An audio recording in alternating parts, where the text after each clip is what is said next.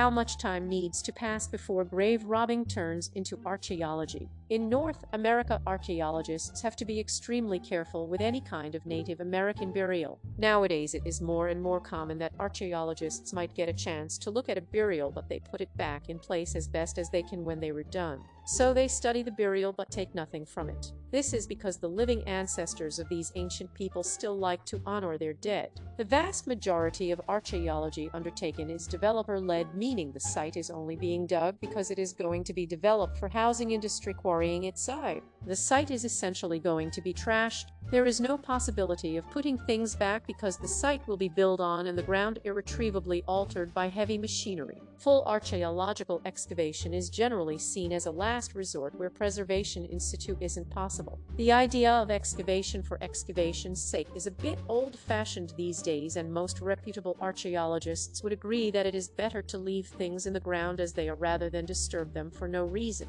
Not to be rude, but I think you mean descendants, not ancestors. This is the same in Australia. The Aboriginal peoples really don't like it when people dig up their 60,000-year-old relatives from the ground, and rightly so. Both death and land are extremely important in Aboriginal cultures. You mean living descendants? Otherwise, those people are well worth study. This is because the living ancestors of these ancient people still like to honor their dead. Well, they have to because of federal laws. However, the laws were written to align with the intention of their living ancestors. So they study the burial but take nothing from it. This is because the living ancestors of these ancient people still like to honor their dead. Not exactly true. They did a dig on my reserve in the 70s. Much of the artifacts were sent to Ottawa. They put all the human remains back. Any tools, fabrics, or pottery were taken for study. They are slowly getting repatriated back home, which is the upside, I guess. The bigger issue is the ghosts. There's also a methodology component to it regardless of the age of the remains. If I wumble up with a metal detector, dig a hole, and yoink out anything of value, that's grave robbing. If I fight for months for planning approval, record every detail of the site in obsessive detail, then refill any holes carefully when the funding has run out, even though there's still more to discover, that's archaeology. Plus, archaeology's not just graves deleted. That's archaeology. Isn't just digging. He said with distress, meticulous planning you've based on a guess. It isn't just begging for funding anew. He whispered, unhappy, it is paperwork too. Plus, archaeology is not just graves to right. It is mostly trash piles. Also noteworthy is that, at least in the there's a requirement to rebury any uncovered human remains. Please Google Kennewick Man. Could be thousands of years depending on the relatives. Interestingly, Otzi the Iceman also has living relatives. Around 19 in Austria. It is possible one of these men is a direct descendant, meaning an unbroken lineage for 5,300 years. Yeah, that's a great case study in forensics, and how scientists can easily manipulate the results of their findings in order to circumnavigate laws pertaining to the ownership of burial remains. Native tribes called the bones the Ancient One and fought to deny any scientific study of the remains and rebury them. If you're reopening the grave to make money, you're a grave robber. If you're spending money to open it, you're an archaeologist. But if you open the graves for another purpose, like jewelry you would like to wear, necrophilia, cannibalism, and had to spend money to buy the tools for it would still be grave robbing, though I don't know, man. Sometimes I think it is the same distinction between a soldier killing enemy combatants and murder. Just something we made up to put a name on the same tabooed action for grander pursuits. Continue this thread, like 20 minutes. Like 'em while they were still warm. Crack open a cold one with the boys. You were thinking of necrophilia. The one archaeologist sitting in the back at a funeral with a shovel and a big smile on his face. Or until dead. Whichever comes earlier. I'm an archaeologist, currently conducting postgraduate research focusing on early medieval trade in the North Atlantic, which is a fancy way of saying Viking fishermen. As others have said, it is not a matter of time as much as it is intent.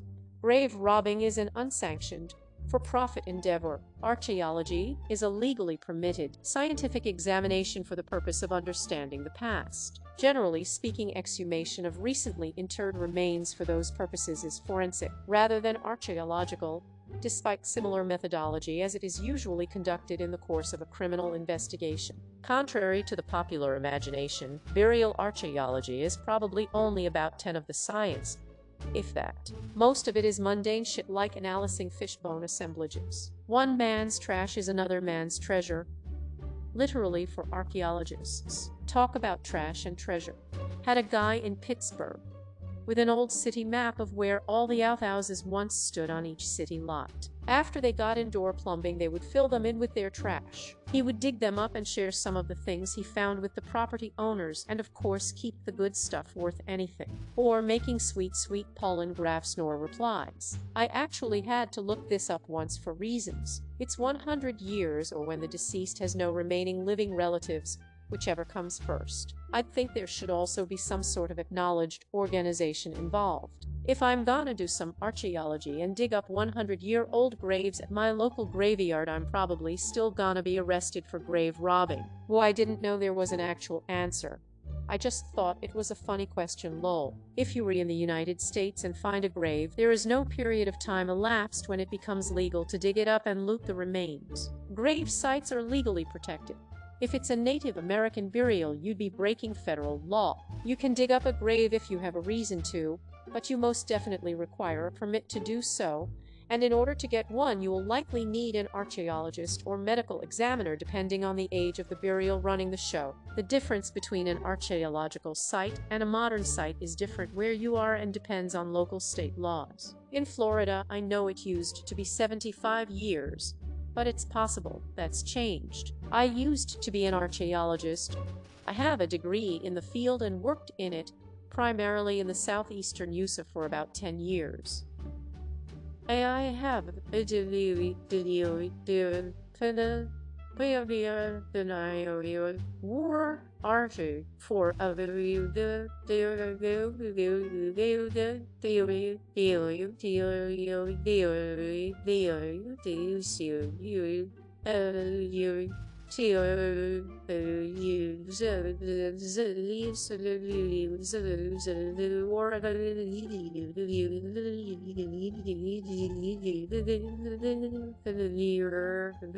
This answer is bullshit for so many reasons. It all would absolutely depend on the laws and circumstances of each country.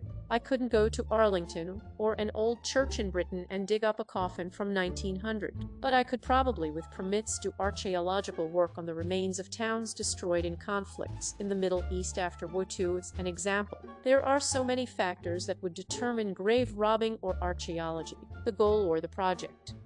Is it to learn or to make money? The ethics of the affair. Are the locals okay with it? And what body determines it? Do a bunch of archaeological institutions come together and determine it? They would assuredly have criticisms from people wanting it longer. And what would be the point if in every place you need a permit anyway, following the location's specific laws? My guess is you Googled it, found the Quora page I did, and put down that answer. But 100 years is just a law specifically relating to antiques. So I really don't know where you got 100 years. It really depends on where you live.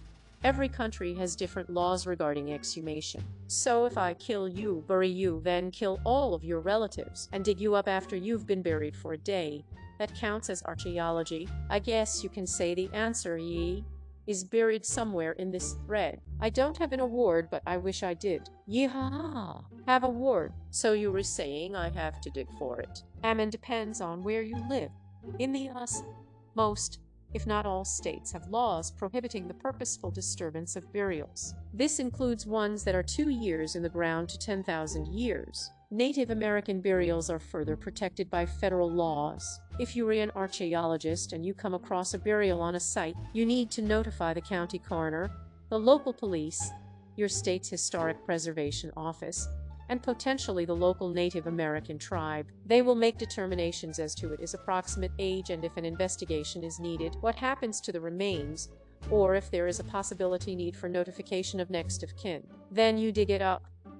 Most of the time, it's pretty straightforward and it is dug up. Generally speaking, As an archaeologist in the US, you don't go looking for burials to purposely dig them up unless there is a good reason, since it triggers all sorts of laws and questions of ethics. Generally speaking, as an archaeologist in the US, you don't go looking for burials to purposely dig them up unless there is a good reason, since it triggers all sorts of laws and questions of ethics. This is true in Europe too. The reason why we have comparatively more modern archaeological excavation of human remains is because archaeological oversight of development projects is more strict, and because urban areas have generally seen continual development for at least 1,000 years or more. The real answer. Thank you very much. Been scrolling for days now. I can finally take a break. I usually wait for the family to leave. Classy. I think the grave could be thousands of years old. It is still grave robbing if you're doing it to sell and for wealth and not under strict guided scientific theory. Like there's a big problem in Africa and the Middle East and even China where dudes dig up old graves with bulldozers and just sell that shit. I'd call them grave robbers. Back in the 19th century, archaeologists were just glorified grave robbers taking Egyptian artifacts back to their European museums. It isn't time, it is intent.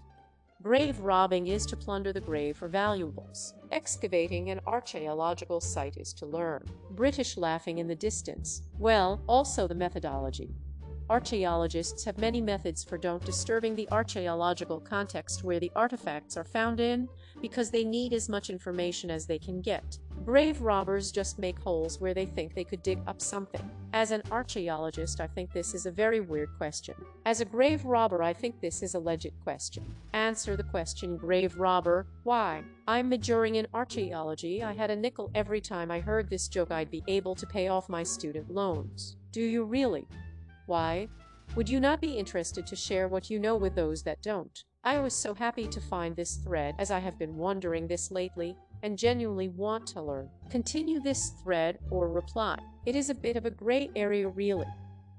Most archaeology is developer-led these days. The only reason the site gets excavated is because it is going to be developed for housing, industry, quarrying, etc. In these cases, the site is going to be trashed and full excavation is only done as a last resort to ensure features and finds are properly recorded, removed and stored before they are destroyed by heavy machinery. Most reputable archaeologists would recommend that things are best left in the ground and undisturbed if at all possible, regardless of age. So, on development sites, the age of the grave really doesn't matter, but speaking from experience, if it is wrapped in carpet, found in the topsoil, or has better trainers than me. As an archaeologist, I'm still calling the cops. Anything else gets excavated to the highest professional standards and treated with respect. Also, if it has been done for archaeology, you need a license to handle human remains. I guess grave robbers are not bothered by such red tape until all the living relatives at the time of death are dead.